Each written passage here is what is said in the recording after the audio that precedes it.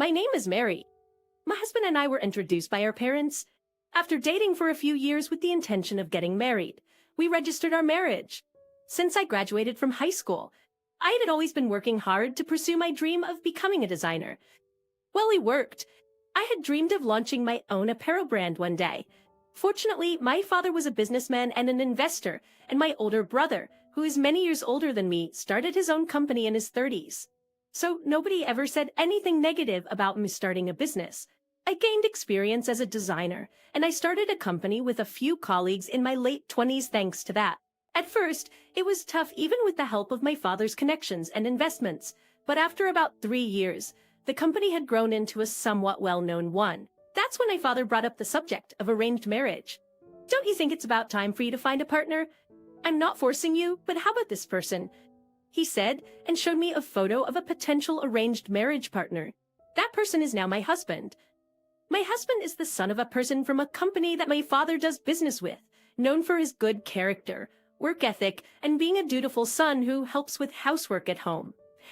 However, living with his parents seemed to prevent his relationships from lasting long, and he had reached his current age. He's 1 year older than me. At the time, I found the aspect of a man who can handle household chores attractive, so I decided to go ahead with the arranged marriage. After all, I'd been frequently listening to complaints about husbands from a few married friends. They complained that their husbands leave their clothes everywhere, make them do all the housework because they are just housewives, and their husbands don't listen to them and such. Anyway, for that reason, I thought it would be nice to marry someone who would take the initiative in housework. So, we actually had the arranged meeting, dated with the intention of getting married, and successfully made it to the finish line. Even after we started our married life, my husband remained the same, sharing the household chores. When I was not feeling well, he often kindly took over everything. This may be just one of the ordinary scenes in a household, but I was really happy to be able to appreciate this happiness. But I guess every couple encounters what we did, the so-called rut or stale phase. 3 years into our marriage, or about 5 years from the time we started dating, before we knew it, our conversations had dwindled and we only talked when it was necessary.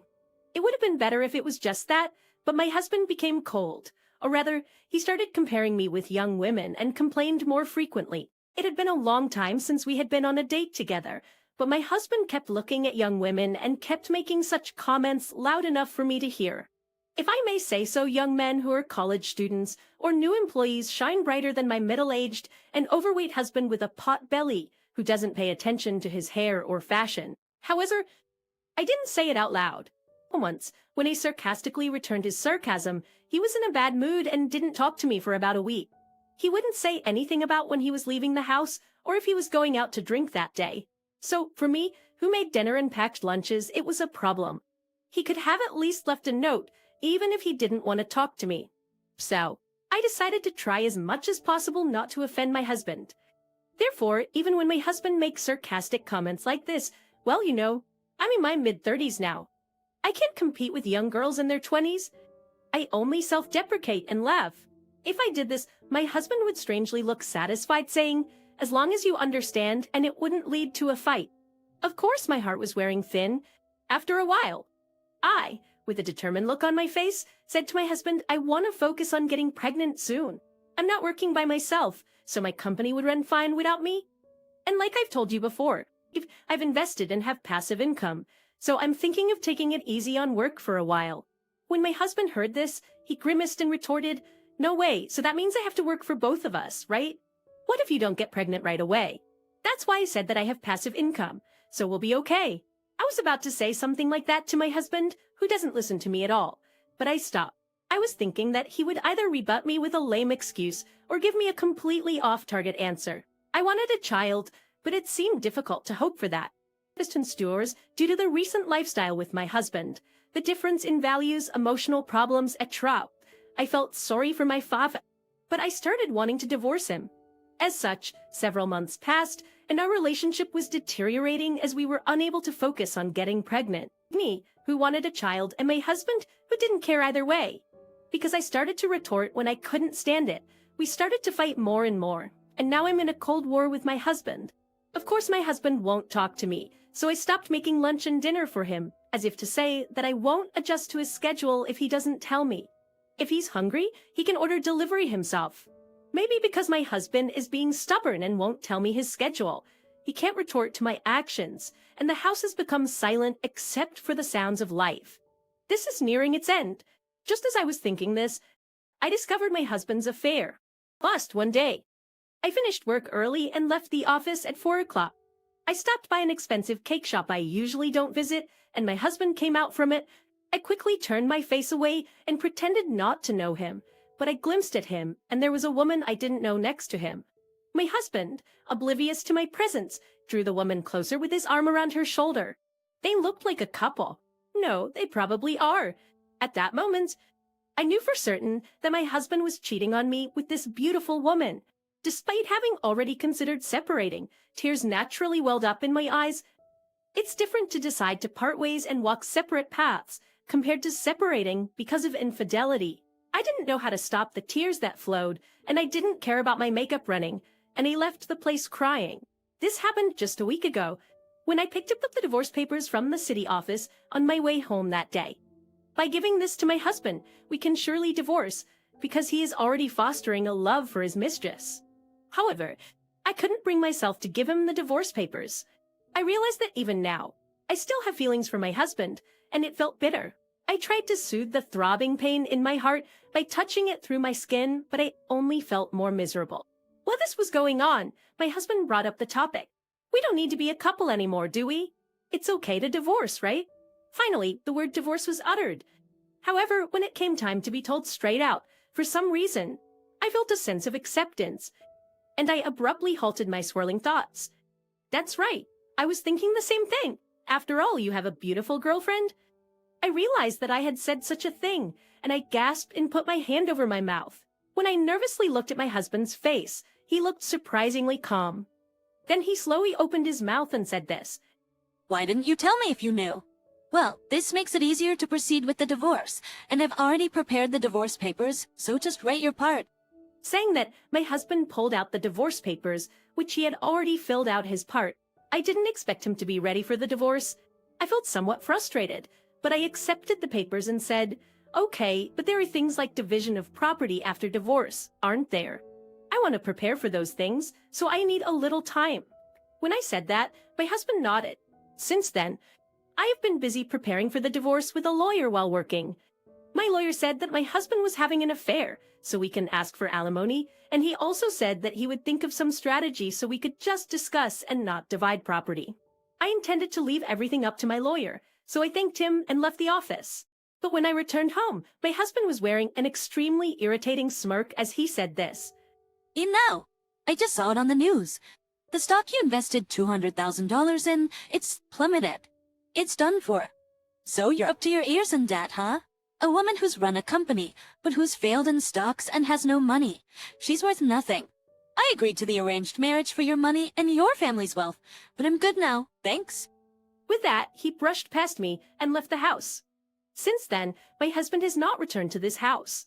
From that day on, I desperately tried to find my husband. I wanted to get the divorce papers, but since my husband was missing, it was not so simple. And despite my desperate search, I couldn't find him, and my spirit almost broke. I felt like eating something sweet, and I ended up visiting that cake shop.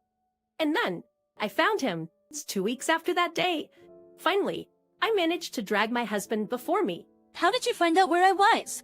You didn't hire a detective and stalk me or anything, did you? Achin. No, I searched for you on my own. I don't have time to play along with my husband's jokes. I gave a curt reply to his question. I don't have time to play along with my husband's jokes. I gave a curt reply to his sarcastic comment. I swiftly placed the documents that the lawyer had prepared in front of my husband and began to explain. This is the document related to property division, and this one is about the claim for alimony. Considering you vanished with your mistress and deliberately ran away from me, and also the terrible verbal abuse you subjected me to, I think this amount is reasonable. As I pointed at the amount for the alimony claimed in the document, my husband grimaced. He must be thinking why on earth he should pay such a huge amount of money to me. My intuition was spot on. Hey, think about it. I'm just an office worker, so there's no way that I can afford to pay this much. I don't want to get into debt for this. Take it back and try again. With that, he threw the documents on the floor. But at that moment, there was a knock on the door in the room. My husband looked puzzled, asking, "Who is it?" But when I responded, a certain person appeared. It's been a while. I've been well. Yes, the person standing there was my father. Since our fathers introduced us and we started our relationship, perhaps he felt awkward meeting my father, or maybe because he met my father unexpectedly. My husband's face was clearly stiff. On top of that, because my father was beckoning someone, my husband was watching, and my husband's mistress appeared following my father. Even my husband seemed surprised by this. "Hey, why are you here? Jennifer?" He couldn't hide his agitation, while I was watching my husband, who was panicking. I snickered. My husband seemed to be angry at me for snickering at him. "Why are you laughing? There is nothing funny about this." He spat out, slamming his hand on the desk, and glared at me. However, his eyes were wobbly and shaky from the agitation, as he even showed concern for his father and his mistress, so he wasn't frightening at all. That day at the cake shop, the person I met was not my husband, but his mistress. That's Jennifer walking with my father. Wondering why the two of them were together, I called out to them, only to learn that Jennifer was the daughter of a prominent company's president, and her father's company had some dealings with my father's company. My father was also close with Jennifer's father, and they were there to choose a gift for her parents' upcoming wedding anniversary. Jennifer, without any sign of panic, told me, "You must be the president's daughter." "Nice to meet you. I'm Jennifer. I happened to meet your father on the street, and while discussing gift ideas, he invited me to join him." Jay said, "Heidelberg." There was no malice in her words or expression, and it became clear that my husband had kept the fact that he was married a secret from Jennifer. I hesitated whether to tell her, but decided there was no use in mulling it over. Jennifer was bound to find out sooner or later. So, I revealed the truth. Upon hearing this, my husband could only stare blankly at us, unable to say a word. Even if my meeting with Jennifer was by chance, it seemed as if fate had no intention of letting my husband's misdeeds slide. Furthermore, there was one more piece of shocking news for him. That was, "You didn't know that Jennifer is the daughter of a key client of your company, did you? This pretty much closes off your path to success." When I said this, my husband leapt to his feet in alarm, asking Jennifer, "Is this true?" Jennifer did not make eye contact with him, but silently nodded. My husband staggered and crumbled to his knees, as if all strength had drained from him. "It can't be. Why didn't you tell me?" he muttered. I decided to answer instead of Jennifer. "I'm the same way, but when you talk about money and status, people usually approach you for money, don't they? That's why Jennifer didn't disclose that she was a president's daughter, but she didn't mind spending money on dates. You took advantage of this, and you used Jennifer as a cash cow, didn't you? Does that sound about right?" As I said this, my husband fell silent, staring off into the distance. It was likely a silent affirmation, to think that there was a time when I felt even a shred of love for someone like you. Dream my life, that was my biggest shame. I have absolutely no intention of reconciling with you, so sign this, I said, picking up the documents that my husband had thrown on the floor, and I urged him to sign them. Maybe he had given up thinking about it any further. My husband signed them while he was distorting his face in frustration. Finally, this will end. As I thought this, I started smiling. Just as I was thinking about how to enjoy my new life from now on, my husband, as if making his last stand, gave a weak laugh and said something like this, "Hey, even if you snatch such a small amount of money from me, you're still gonna be poor. You're probably having a hard time with the $200,000 loss, cut on your crashed stocks, right? When I think about it, it looks like I'll have a better life than you." Even at this point, he was still trying to provoke me. My father, unable to stand it any longer, stepped forward and opened his mouth to say something, but I stopped him. This was a fight that had been picked with me. So, I decided to settle it right away and put a stop to my husband's provocations. What are you talking about? Me poor? Do you think I would invest all my assets in just one stock? I mean, I've even gotten advice from my investor father. I still have $2 million, so how am I poor? Your sense of money is amazing. When I said this with a straight face, my husband's eyes widened in surprise. He probably never imagined that I still had $2 million in assets. However, he himself had agreed to the condition of no property division, and the payment of consolation money was already confirmed. "It's too late to go back now?" Afterwards, my husband, who had become half crazy, raised his hand to me, and my father immediately restrained him and called the police. Even though it was a civil matter, my husband was arrested for assault because he persistently blamed me and tried to hit me again. And in the process, he also raised his hand against the police officer and was charged with obstructing the performance of official duties. As a result, my husband ended up with a criminal record. Also, his affair was discovered by his company, and because he had hurt the daughter of a key client's president, he will not be allowed to participate in any future transactions with that company.